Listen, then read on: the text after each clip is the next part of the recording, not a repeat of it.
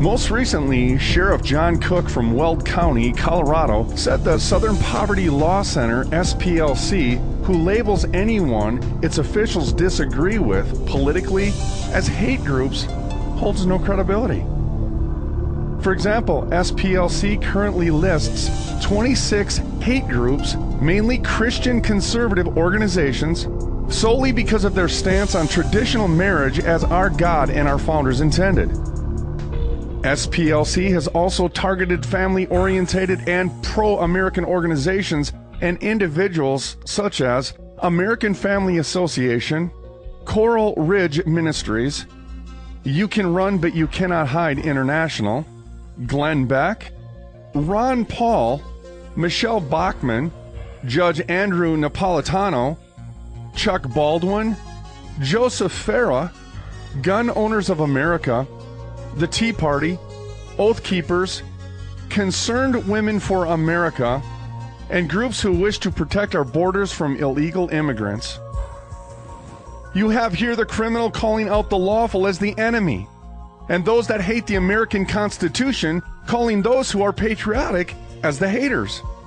This is like the tyrant King George calling our forefathers dangerous and designing men, yet, folks, who's dangerous and designing? A little homework into the Southern Poverty Law Center clarified their true mission, making money while working hand in glove with the mainstream media to attack America's foundation with a communist Marxist agenda. Let me explain. SPLC's founder is lawyer Morris Dees, who in 1961 earned money by doing legal work for the Ku Klux Klan. You heard me right. That information alone brings enough red flags to expose SPLC as an illegitimate and anti-American organization. Dees founded SPLC in 1971 after the civil rights movement had been won and there was no more money left in representing groups like the KKK. He now jumped to the other side of the fence, masquerading as a civil rights organization dedicating to fighting hate and bigotry and seeking justice for the most vulnerable members of society. Interesting, because in 1986, SPLC's entire staff quit in protest of Dees' refusal to address issues such as homelessness, voter registration, and affirmative action. That considered far more pertinent to poor minorities. In the mid-1990s, the SPLC ventured beyond beating the twice-dead horse of chasing KKK members, obviously because Americans no longer viewed them as a threat. They no longer raised enough support to rake in on the racial issue. They now found a new focus: organizations who stand for America's moral values. Now, as this administration attempts to trample the American Constitution underfoot, SPLC has decided to create new victims to cash in on. SPLC even goes so far as to repeatedly align themselves with a variety of hate-driven, anti-American political groups, including communists and communist-friendly individuals and organizations.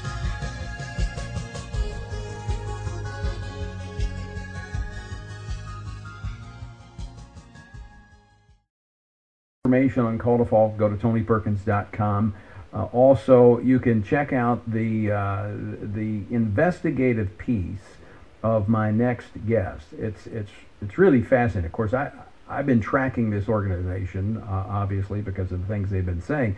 But this is a very insightful piece that connects a lot of the dots. And you'll find it in the American Spectator. Columnist Jeffrey Lord takes a close look at the anti-Christian organization Southern Poverty Law Center, which was connected in federal court to the terrorist shooting here at the Family Research Council headquarters in August of last year. Now, the column explores the organization's origins, introduces us to some of the key players that are involved, and is the most revealing piece of journalism out there on the SPLC. It's a must-read by anybody on the right who either is or will at some point in time find themselves a target of the Southern Poverty Law Center. In fact, again, you can go to tonyperkins.com and follow the links to read Jeffrey's full column, and I'm happy to welcome him now to the program.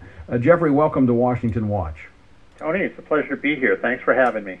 Well, before we get into the details, because I did find it fascinating, because you kind of follow the links and you connect all the dots. But let me first ask you, why did you put all the work that obviously it took to write this piece? Why did you take the time to write this piece? Well, I thought, first of all, Tony, that the Family Research Center, which does enormous good work, was truly maligned here, truly maligned. And so, the first question is, why would someone do this? Why would they go out of their way to do this when I came across a comment from a liberal columnist in the Washington Post who disagrees with you on issues but says, there's no way in the world that you could possibly be defined as a hate group. And I thought, why would anybody do this? As I began to look into the history of the Southern Poverty Law Center, I realized that these were folks who were in this for the money. Mm-hmm. We're coming up on the 40th anniversary of the Watergate investigations and all of this sort of thing. And, of course, the famous line from the day was, follow the money. So I followed the money. And it is just amazing here. I mean, what these folks do, basically, is they use hate to raise money. And they are the arbitrators. They and they alone are the arbitrators of who is going to be defined as a quote-unquote hate group. Then they run out there and scare the willies out of everybody about such and such a group and then raise money off it. Well, and let me ask you, what surprised you the most about the SPLC's financial situation when you looked into it? They are extraordinarily wealthy. They have somewhere in the neighborhood of, I think their fund at the moment is $245.3 million. That's a lot of... There's no poverty there. No. And, one liberal writer, mind you, called this the Church of Morris Dees, and Morris Dees is the founder of the Southern Poverty Law Center. And I just was astounded that they have this much money in their sort of investment thing.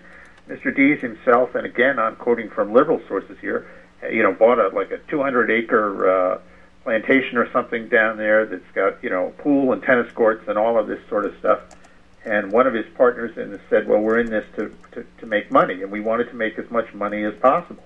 It truly astounded me how much money they have raised doing this, and then they use this to inject themselves into the American media and into the government and into educational facilities by saying we're the arbiters of who is and who is not a hate group. And of course, nobody wants to bother to look at where they're coming from on things and whether they have a motive. And somebody with their group said, well, we're really not set up to look into left-wing extremists. And I said, well, of course not. Why investigate yourself? Yeah, they're looking into the mirror. They have an axe to grind. I mean, that's the thing. They have an axe to grind. That's number one. And number two, they're doing this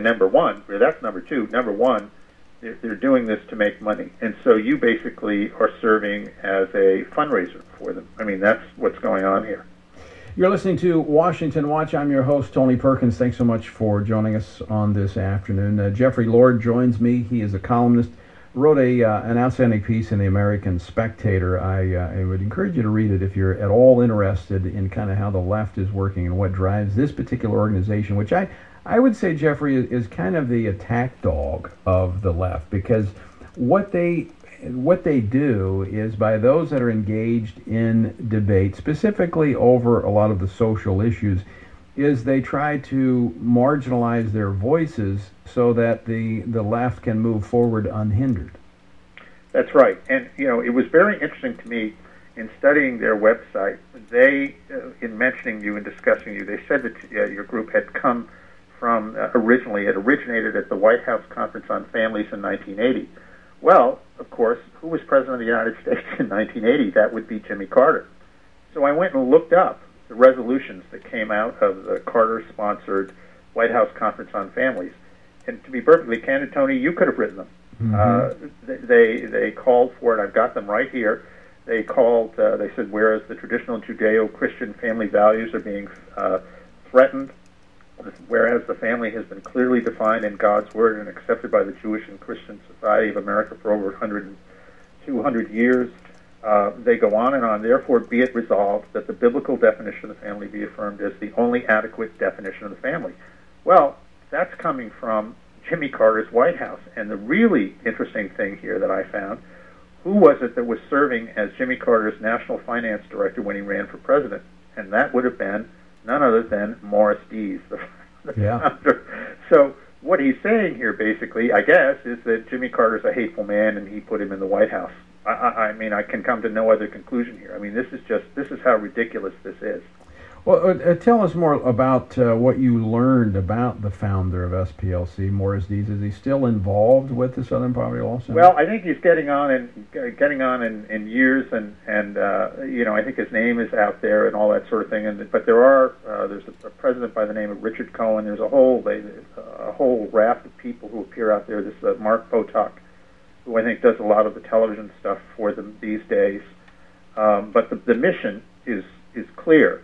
And you know what's I would even say sad in a way is that they started out opposing the Ku Klux Klan. Well, I'm all for that. Mm-hmm. The thing that I try and remind people is the Ku Klux Klan was originally a progressive organization that elected all these Democrats to Congress and wrote the platform of the Democratic Party and all this. So fine, you know, we all know where the Klan's coming from, so I'm fine with that. But very quickly, this seemed to get off track here. And they decided that, you know, they were going to take it upon themselves to decide who and who was not a hate group. And, of course, they excluded the entire left wing. And then, of course, in terms of the Klan, they never quite get around to, they call the Klan a right-wing organization, which, historically speaking, is just decidedly not the truth. Although I didn't have this in the article, the Klan was sympathetic to the Occupy Wall Street movement. Oh, really? Recently. Yeah, So, I missed right, that. right. So, you know, you go back and you look at the origins and the roots of all this stuff, and they're still there. So what they'll try and do is they'll take, you know, the whole business with neo-Nazis and all this. And, of course, if you read up on Nazis and the history of Germany and the Nazi movement, et cetera, this came from the left. Mm-hmm. So these are not, quote-unquote, right-wing groups at all. But what they do is they transform them here to make them, because this is how they make their money, and they need to do this. They need to have villains on the right, and they really, you know, give them a black eye. And unfortunately, in your case, which was frankly terrifying, somebody went out there, read this, and then showed up at your offices with a gun. Yeah, I want you talk about that in this piece. Obviously, that has brought the whole SPLC to the forefront in many venues. But you talk about what took place in Tucson, Arizona, with Gabby Giffords, and how actually, and I think SPLC was involved in this, where they Potok immediately went out. They were blaming Sarah Palin because she had used the word target in selecting Giffords. But the SPLC is doing the same thing. Exactly. I went to their site. They have, you know, as you can do in this day and age of the internet, they had a map here, and all you had to do was move your cursor onto the dot on the map, and it would pop up the name of the group that was located there somewhere in America, and that they defined as a hate group. Well, as I did this, my cursor turned into a target, into a bullseye, and I thought, well, you know, isn't this what they were going after Sarah Palin for? And of course it was, which just goes to show you, I think, in this case, how the absurd lengths that people on the left go to do this. I mean, they declare their mission is to demonize you, mm-hmm. and they're going to raise money off this, and then they'll do anything they want. And even if they're doing it, and then some, you know, as in the case of Gabby Giffords, they find out that Sarah Palin had used the word targeted, which I think I'm correct. I heard Bob Beckel on Fox say that he invented used the term first, years and years and years ago, for obvious reasons, that you're going to target a congressional race or whatever. It's a very, good Lord, you know, one of the biggest department store chains in America is called Target.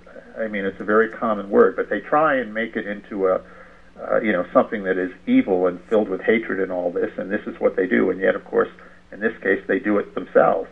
So it just shows you how crazy this is. But as you point out in your article, from the investigation and out of his own confession, the shooter who came into FRC, Floyd Corkins, got his target list from the SPLC's website.